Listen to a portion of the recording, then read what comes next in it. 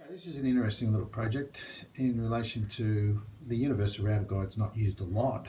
It's just it's used to machine up that little groove there. But when you've got 20 students in a class and you've got to do it 40 times, there's different ways you can do it, but I've actually got a setup on the universal router guide to actually machine that really easy. So, as usual, everything's drawn up in Onshape.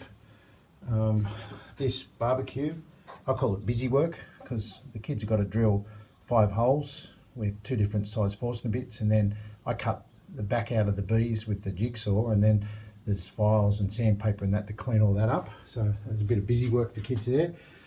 But the project's been designed around the base plate of the router. It's a 160 wide, and the ends fit into this universal router guide. It was never intended for this purpose. Like, you're supposed to be clamping stuff in the vices, but there's enough room there for me to be able to, just that 3 or 4 mil that I've got with that 18 mil plywood, to actually router in between the top stop here and the bottom stop.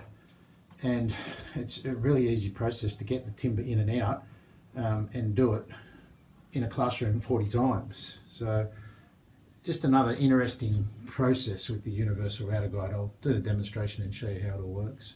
It's a fairly simple process.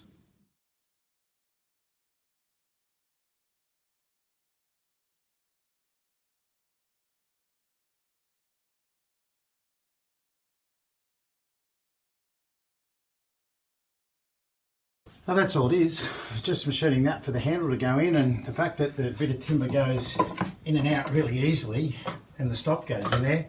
Like, you could make up a jig and put it in a vise and undo the vise all the time, and you know, it's like in relation to that sort of stuff with timber getting jammed. I just find it really easy to just machine 2 of them up for each kid, and it just takes the chore out of that.